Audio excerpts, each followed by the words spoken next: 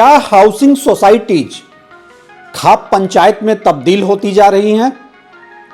Builder की गलतियों पे तो हम अक्सर ही सवाल उठाते हैं, लेकिन जब अपार्टमेंट ओनर एसोसिएशन या आरडब्ल्यूए के इलेक्टेड मेंबर्स सोसाइटी में को खाप पंचायत में तब्दील कर देते हैं तो उनकी गलतियों पे सवाल कौन उठाएगा? क्या बैचलर टेनेंट के अपने फंडामेंटल राइट्स को एक हाउसिंग सोसाइटी वायलेट कर सकती है? क्या हाउसिंग सोसाइटीज के bylaws law of the land को वायलेट कर सकते हैं? क्या है कानून के जानकारों की राय जब हाउसिंग सोसाइटीज आर्बिट्ररी रूल्स बनाने शुरू कर देती हैं? हम सवाल उठाते रहेंगे हर उस गलती पे, चाहे गलती किसी की भी हो।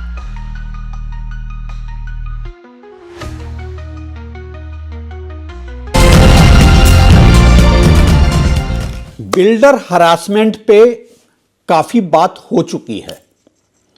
हम अक्सर बात करते हैं कैसे बिल्डर्स होम बायर्स को हैरास करते हैं। अक्सर ऐसा देखा गया है कि हाउसिंग सोसाइटी में प्रोजेक्ट डिलीवर करने के बाद भी बिल्डर लीगैलिटी के साथ खेलते हुए मेंटेनेंस का हैंडओवर रेजिडेंट्स को नहीं करते हैं। उनके लिए मेंटेनेंस फी जो है, जो कि काफी आर्बिट्ररी होता है बिल्डर का, और वो उनके लिए बहुत इजी मनी होता है। इस पर हम अक्सर बात करते हैं, लेकिन जब ये मेंटेनेंस रेजिडेंट्स को हैंडओवर हो जाता है, आरडब्ल्यूए रेजिडेंट वेलफेयर एसोसिएशन या एओए अपार्टमेंट ओनर एसोसिएशन बन जाता है और सोसाइटी का मेंटेनेंस बिल्डर के हाथों से ट्रांसफर होकर बायर के हाथ में पहुंच जाता है, उसके बाद क्या आरडब्ल्यूएच का कंडक्ट पे सवाल नहीं उठना चाहिए अगर वह गलत है तो? अक्सर ऐसा देखा गया है कि ये आरडब्ल्यूएच जो हैं वो इतने आर्बिट्ररी रूल फ्रेम करने लगते हैं कि सोसाइटी जो है वो एक सिविलाइज सोसाइटी नहीं रह जाता, वो एक सेफ प्लेस नहीं रह जाता। खासकर अगर आप सिंगल हैं, आपकी इंडिपेंडेंट लाइफ है और आपकी लाइफ स्टाइल दूसरे लोगों से थोड़ी डिफरेंट है। टेनेंट्स के साथ और भी बुरा होता है। ये हाउसिंग सोसाइटीज आरडब्ल्यूए के पास जाने के बाद अक्सर खाप पंचायत, अर्बन खाप पंचायत बनकर रह जाती है। ऐसा नहीं है कि सारे रेजिडेंट्स गलत होते हैं। कुछ थोड़े से लोग आपस में ग्रुपिंग करके हाउसिंग सोसाइटी का मेंटेनेंस अपने हाथ में ले लेते हैं। चूंकि ज्यादातर लोग इसमें पढ़ना नहीं चाहते हैं, तो कुछ लोग अपना एक कोटरी बनाकर आरडब्ल्यूएच पर कैप्चर कर लेते हैं और पूरी हाउसिंग सोसाइटी को एक अर्बन खाप में तब्दील कर दिया जाता है। जो कुछ कंप्लेंट्स हमारे पास आई हैं, उसमें एक गुड़गांव का कंप्लेंट है कि किस तरह आरडब्ल्यूएच ने सिंगल टेनेंट्स के खिलाफ एक डिक्टेट इशू कर दिया कि वो अपोजिट सेक्स के फ्रेंड्स को अपने अपार्टमेंट में नहीं बुला सकते हैं। कुछ पड़ोसियों ने इस पे ऑब्जेक्शन किया, कुछ रेजिडेंट ने ऑब्जेक्शन किया, लेकिन ये आरडब्ल्यूए वालों ने उसे डिफेम करना शुरू कर दिया कि यहां पे आप प्रोस्टिट्यूशन को सपोर्ट कर रहे हैं। एक दूसरा केस स्टडी ये नोएडा से है। एक फीमेल टेनेंट से सिक्योरिटी गार्ड ने इतने गलत तरीके से पर्सनल लाइफ पे सवाल पूछना शुरू कर दिया, और जब कंप्लेंट फैसिलिटी मैनेजमेंट ऑफिस में पहुंचा तो आरडब्ल्यूए ने कहा कि आपको हम बीइंग अ सिंगल फीमेल, आपके मेल फ्रेंड्स को अपार्टमेंट में हम एंटर नहीं करने देंगे विदाउट प्रॉपर वेरिफिकेशन। ये दो केस स्टडीज ये बताती है कि हम अर्बन मेट्रो सिटीज में आकर रहते हुए हैं, अर्बन लाइफस्टाइल में रहने के बाद भी हमारी सोच किस तरह से एक खाप पंचायत वाली सोच है। अक्सर ये देखा गया है कि ये आरडब्ल्यूएच जो हैं वो मोरल, एथिकल और सोशल डिक्टेट्स इशू करना शुरू कर देते हैं। सवाल ये उठता है, क्या उनके पास ऐसा करने का कोई लीगल राइट है?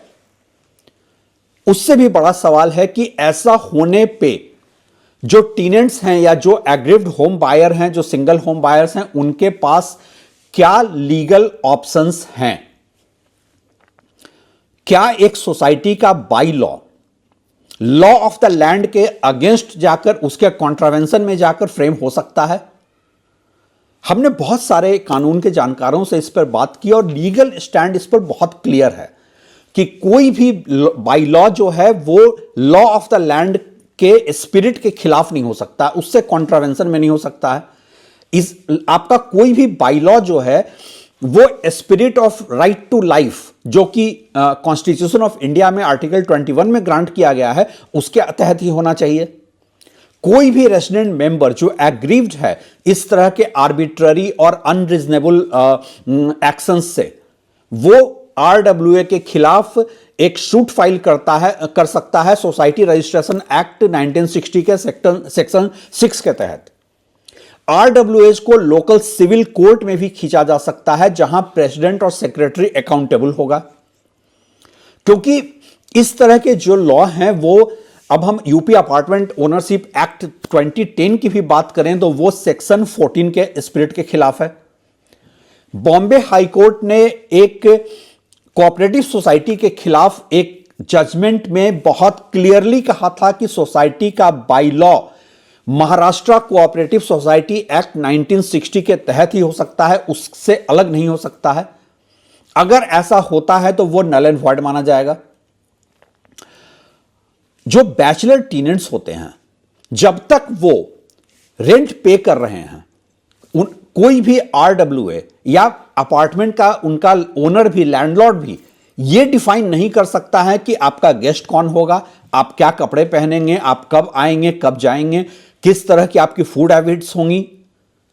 लेकिन प्रैक्टिस में यह देखा गया है कि आरडब्ल्यूएज हमेशा अपने ज्यूरिसडिक्शन को ट्रांसग्रेस कर देते हैं और वो कहते हैं कि हम सोसाइटी का मेंटेनेंस सिविलाइज तरीके से रखना चाहते हैं।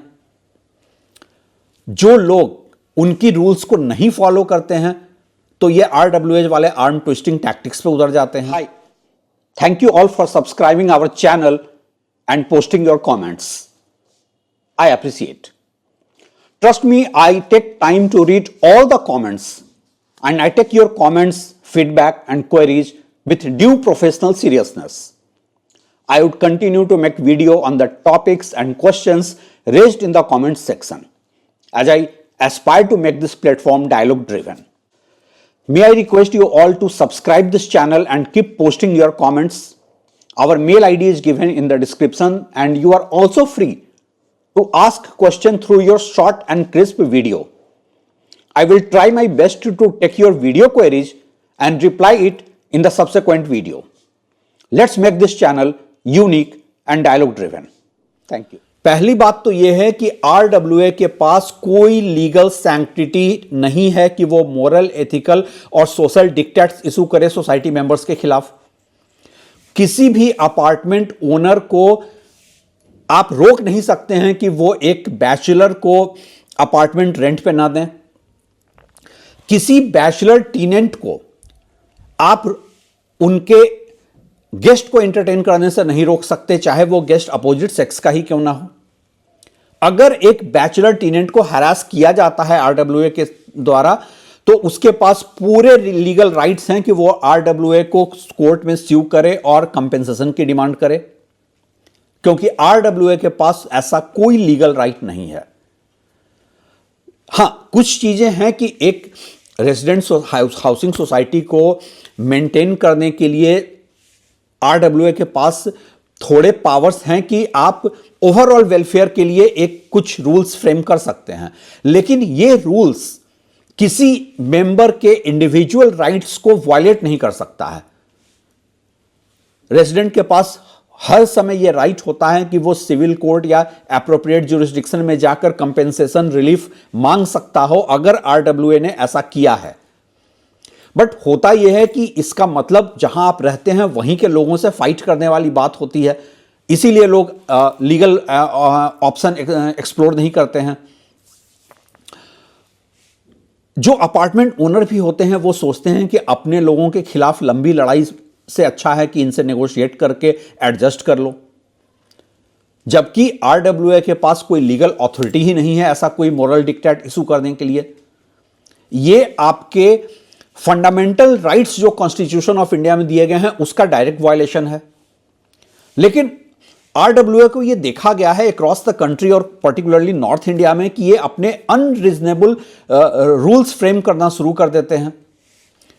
यहां तक कर देते हैं कि आप किसको रेंट पे फ्लैट्स अपने अपार्टमेंट देंगे, किसको नहीं देंगे, जो कि पूरी तरह से अपार्टमेंट ओनर्स एक्ट का वायलेशन है। राइट टू प्रॉपर्टी जो under article 300A of the constitution of India है उसका वायलेशन है, क्योंकि आरडब्ल्यूएस के जो बाईलॉज हैं, जो रिजोल्यूशन हैं, वो सिर्फ और सिर्फ सोसाइटी गवर्निंग के लिए होते हैं। वो आरडब्ल्यूए कभी भी अपना मैंडेट ट्रांसग्रेस नहीं कर सकता है। उसका ज्यूरिसडिक्शन को एब्यूज माना ऑफ पावर माना जाएगा अगर वो दूसरे रेजिडेंट के पर्सनल लाइफ में इंटरफेयर कर रहा है। मोरल और एथिकल डिक्टेट्स की तो आप बात भूल जाइए, वो भी अगेंस्ट द लॉ है। आरडब्ल्यूएच जो होते हैं वो टिपिकली वो सोसाइटी रजिस्ट्रेशन एक्ट 1960 के तहत रजिस्टर्ड होते हैं। ज्यादातर अपार्टमेंट ओनरशिप एक्ट अलग अलग स्टेट के हैं, उसने क्लियरली डिफाइन कर रखा है कि आरडब्ल्यूए का जो रोल है वो सोसाइटी के डेली अफेयर्स के लाइक मेंटेनेंस, फैसिलिटी और जनरल एडमिनिस्ट्रेशन तक सीमित है। यह किसी भी तरह से एक रेजिडेंट्स के राइट ऑफ अपार्टमेंट यूज को इंटरफेयर नहीं कर सकता है। आरडब्ल्यूए को अपनी प्रिस्क्राइब्ड बाउंड्री के बाहर जाने का कोई लीगल या एथिकल राइट नहीं है। For example, Uttar Pradesh apartment का जो promotion of construction ownership and maintenance act 2010 में सेक्शन 14 में आरडब्ल्यूए की बाउंड्री बहुत क्लियरली डिफाइंड है कि वो सोसाइटी के कॉमन एरिया और फैसिलिटी के मेंटेनेंस तक सीमित हैं। Section 5/1 of UP apartment act यहां तक कहता है कि एक अपार्टमेंट ओनर के पास एक्सक्लूसिव ओनरशिप और पोजेशन राइट है अपार्टमेंट का। कोई आरडब्ल्यूए उसको रेंट करने से या सेल करने से नहीं रोक सकता है, और ground of objection religion, caste या रेस नहीं हो सकता है। लेकिन हम सब ने देखा है कि कोविड, वो पीरियड जब ह्यूमैनिटी इवोक करने की बात थी, उस पीरियड में हाउसिंग सोसाइटी का अपने मेंबर्स के साथ कैसा टॉक्सिक रिलेशनशिप रहा है। ऐसे ऐसे रूल्स फ्रेम किए गए हैं जिसको पूरी तरह से टॉक्सिक बिहेवियर कहा जाएगा हाउसिंग सोसाइटी का। अजीब वो गरीब तरीके का सोशल और मोरल पुलिसिंग शुरू हो गई थी। मुंबई जैसे मैच्योर्ड सोसाइटी में एक हाउसिंग सोसाइटी ने यहां तक कर्व कर दिया था कि कोई भी रेजिडेंट अपने रिलेटिव को इनवाइट नहीं कर सकता है, इंक्लूडिंग बुजुर्ग मां बाप। नोएडा मार्केट में, जो कि डेजिग्नेटेड रेड जोन नहीं था कोविड एरिया में, कई हाउसिंग सोसाइटी ने फ्रेश शिफ्टिंग रोक दी थी। कितने ही ऐसे रिपोर्ट्स हमें देश भर से देखने को मिला था कि जहां आप डोमेस्टिक हेल्प और दूसरे सपोर्ट स्टाफ जैसे ड्राइवर और क्लीनर्स के साथ किस तरह के इल ट्रीटमेंट रेजिडेंट्स ने किए थे। सवाल उठता है, कितने रेजिडेंट, कितने होम ओनर ऐसे हैं जो हाउसिंग सोसाइटी के आरडब्ल्यूए के खिलाफ लीगल एक्शन ले सकते हैं। टीनेंट्स की हालत और भी बुरी है, उनकी तो कोई आवाज नहीं है। वो किसी भी समय कोई भी फ्लिम्सी ग्राउंड बनाकर बाहर फेंके जा सकते हैं। इस तरह के बिजार इंसिडेंट्स जो हैं वो क्लियरली बताते हैं कि इंडियन होम बायर्स को इवॉल्व होने की जरूरत है अपने थॉट प्रोसेस में। आप बड़े महानगर में आ गए हैं, मेट्रो सिटीज में रह रहे हैं, हाउसिंग सोसाइटी में रह रहे हैं, लेकिन आपका बिहेवियर सिविलाइज्ड नहीं है, आपका बिहेवियर बिल्कुल खाप पंचायत वाला है। यही वजह है कि अक्सर इन सोसाइटीज में बिल्डर का अपर हैंड रहता है, क्योंकि वो एक माइंडसेट के बायर्स जो होते हैं उनको दूसरे माइंडसेट के बायर्स से इस तरह से लड़वा देता है कि वो मेंटेनेंस को सालों साल अपने पास रखता है। जब उसको ऑब्जेक्शन होता है कि आप हैंडओवर नहीं कर रहे हैं मेंटेनेंस, तो वो कहता है कि हम करने को तैयार हैं, लेकिन देखिए यहां के रेजिडेंट्स आपस में लड़ रहे हैं। जब आरडब्ल्यूए के हाथ में मेंटेनेंस आ भी जाता है तो उनका जो इस तरह का बिजार बिहेवियर है खासकर सिंगल टेनेंट्स के साथ, उसको वो अक्सर ये कहकर जस्टिफाई कर देते हैं, जब भी मामला एक आध दो केसेस में मामला कोर्ट तक पहुंचा है, वो ये कहकर जस्टिफाई करते हैं कि हमने सिर्फ अपार्टमेंट्स को, हाउसिंग सोसाइटी को हॉस्टलाइजेशन से रोका है। ये बैचलर टेनेंट्स जो हैं वो उसको हॉस्टल बना रहे थे, और चूंकि हॉस्टल बनाना कॉमर्शियल एक्टिविटी में आ जाता है, फिर भी लीगल ऑप्शंस हैं ऐसे सिंगल टेनेंट्स के पास, और वो लीगल ऑप्शंस उनके फेवर में हैं। लेकिन चैलेंज करना इतना आसान नहीं होता है, क्योंकि बर्डन ऑफ प्रूफ जो है वो विक्टिम के साथ के ऊपर होता है। आपके अड़ोसी पड़ोसी आपसे सिंपैथी तो रखेंगे, लेकिन वो आरडब्ल्यूए के मेंबर्स के खिलाफ कोर्ट में गवाही देने नहीं जाएंगे। तो सबसे बड़ा इशू यह है कि क्या अर्बन हाउसिंग सोसाइटीज खाप पंचायत है? क्या अर्बन हाउसिंग सोसाइटी इस तरीके से मोरल पुलिसिंग कर सकती है, सोशल डिक्टेट्स इशू कर सकती है? क्या इंडियंस को बड़े शहरों में आकर हाउसिंग सोसाइटी में रहते हुए अपने थॉट प्रोसेस में इवॉल्व करने की जरूरत नहीं है? मैं ये फैसला आपके ऊपर छोड़ता हूं। Thanks for watching.